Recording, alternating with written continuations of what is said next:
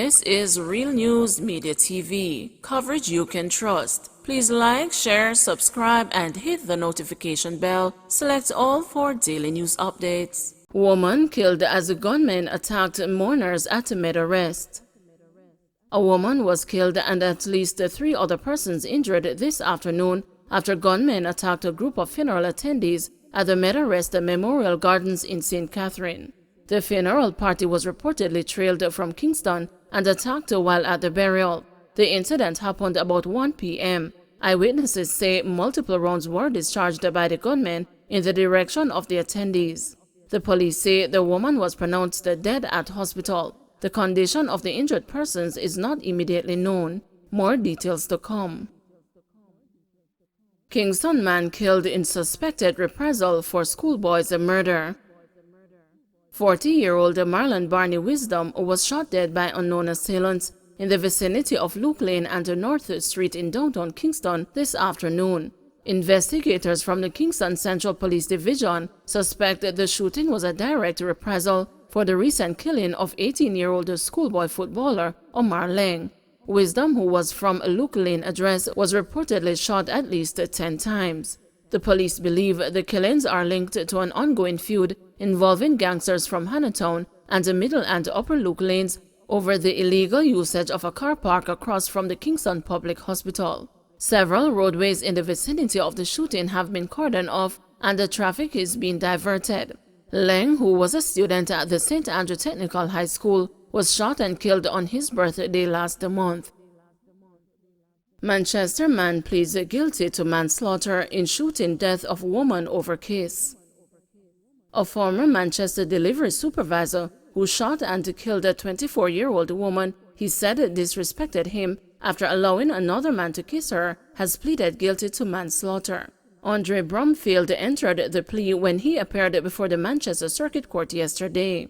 He was initially charged with murder following the incident at the Mastermark supermarket in the parish 2 years ago. Sentencing is set for Tuesday, May 31. It is reported that on December 31, 2019, Chantel White, who was employed at the supermarket as an inventory clerk, along with Bromfield and others, were in the lunchroom when she was greeted by another male colleague who kissed her on the cheek. Following a statement reportedly made by White that the kiss should have been on her lips, Bromfield, in a bout of rage, reportedly got up from his chair, pulled his licensed firearm from his waist, and shot the woman. He then ran from the room. White sustained a cranial cerebral injury from multiple gunshot wounds to the face, according to medical reports provided to the court. Bromfield, who surrendered to the police on January 1, 2020, and was subsequently charged with 1 count of illegal possession of firearm and 1 count of murder, pleaded not guilty to both counts. The court later reduced the murder charge to manslaughter after Bromfield indicated in his caution statement that he was provoked by White. "Me took up this girl and give her everything. Bill her all 2-bedroom house, pay off her credit card, and me realize she have another man. Me say this youth a kiss her up and me talk to her and she all diss me up. Me just snap." With a reduced charge, Bromfield's attorney, Norman Godfrey, sought to find out the sentencing indicator. However, presiding judge Lorna Shelley Williams said she would be following the sentencing guidelines for the offense. Motorcyclist shot dead on Hagley Park Road and a pillion injured. A motorcyclist was shot dead while his pillion was injured during an incident on Hagley Park Road in St. Andrew Tuesday afternoon.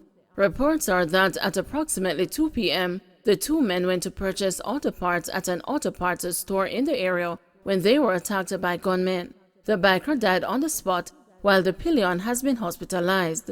The St. Andrew South police were at the scene. Motorists were advised to use alternative routes. Banton tells public sector workers not to be intimidated during compensation review process.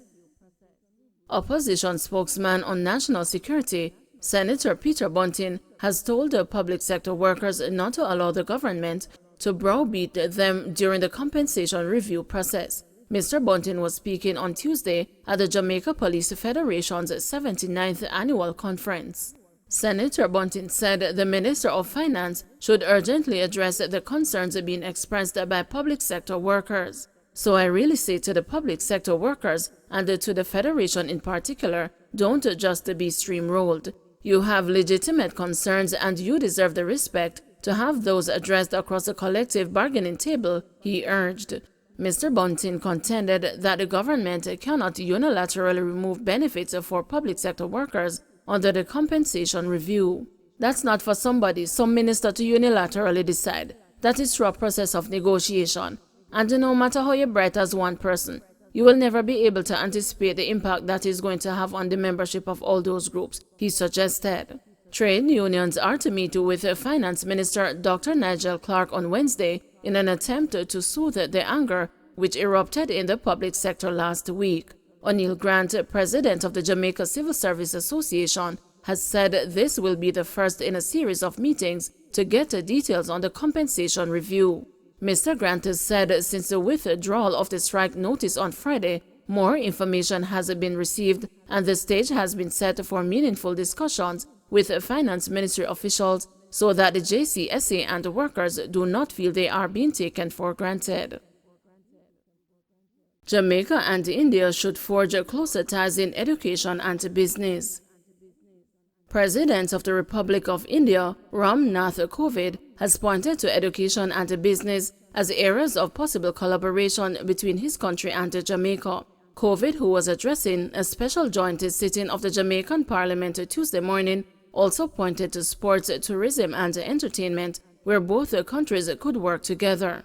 Regarding education, Kovind said that India, under its national education policy, was planning to start new Indian institutes of technology abroad. I am happy that Jamaica is one of the first countries to express interest in hosting an Indian Institute of Technology, he told the special sitting of the Parliament. He also stated that India's national education policy has opened up specialized technical courses in premier Indian colleges and universities for foreign students.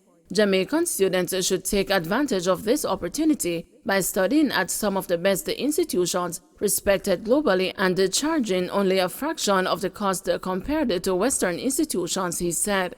Kovind is on a 4-day state visit to Jamaica as part of celebrations to mark the country's 60th anniversary of independence. He said Jamaica's geographic location, in closer proximity to some of the largest global economies, and its talented pool of English-speaking youth provide it with an excellent opportunity to become a knowledge highway and benefit from the fourth industrial revolution.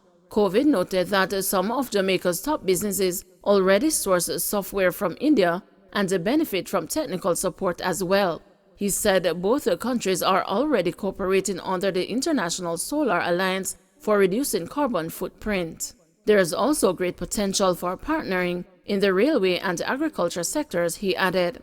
On a lighter note, Kovind, who is head of state of the country with a population of 1.4 billion people, noted that Jamaica has less than 3 million people. It is amazing to see Jamaica's dominance in athletics at the Olympics, World Championships, and other premier sporting events, he said. Sometimes we feel jealous of you, he added to laughter. Meanwhile, Kovind said India will look to Jamaica for help in the area of sport, particularly athletics. He said both countries would benefit from cooperating in the areas of music, entertainment, tourism, and hospitality.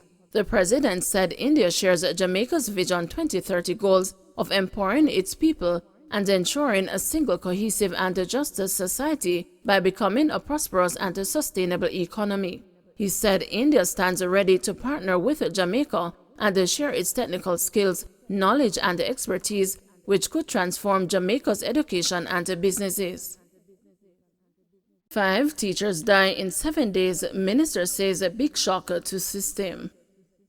The teaching profession in Jamaica has been hit by the sudden deaths of 5 teachers in the last 7 days. Education Minister Favour Williams gave the count in a statement today in which she expressed deep sadness and extended condolences to the immediate families and the school communities of the deceased teachers. These passings have been tragic blows to their families, Williams said, adding that the sudden death of our teachers, whose dedicated service covered the primary to the tertiary levels, has also been a big shock to the education system. Gregory Williams, mathematics lecturer at the Portmore Community College in St. Catherine, died on May 11, joined as assistant lecturer in 2008, permanently appointed in 2016, taught mathematics in the associate degree programs. Antoinette Banton-Ellis, principal of Vere Technical High School in Clarendon, died on May 12, gave 32 years of service to education, starting at Cross Primary and Junior High as a pre-trained teacher. Worked at several other schools before joining Vere Technical as principal on October 1, 2017. Anne-Marie Johnson Lindo, vice principal of Duncan's All-Age School in Trelawney, died on May 12, vice principal since 2016. Joined staff in 1998 and taught general subjects to grades 4, 5, and 6 with a special passion for mathematics and science. Carlos Garden, a grade 6 teacher of One-Way Prep School in Kingston, died on May 14. Taught at the school for 16 years covering grades 4, 5, and 6. And Donnelly Wright of Toronto High School in St. Andrew died on May 16. Taught English language across several grades since 2019. Their inspirational guidance and dedicated service were well appreciated, especially in the discipline they brought to their subject areas and how they interacted with students, parents, and colleague educators, Williams said. Representatives from the Education Ministry's Guidance and Counseling Unit have been meeting with the school's administrations, offering counseling and other support. Don't forget to like, share, subscribe, and hit the notification bell. Select all for daily news updates.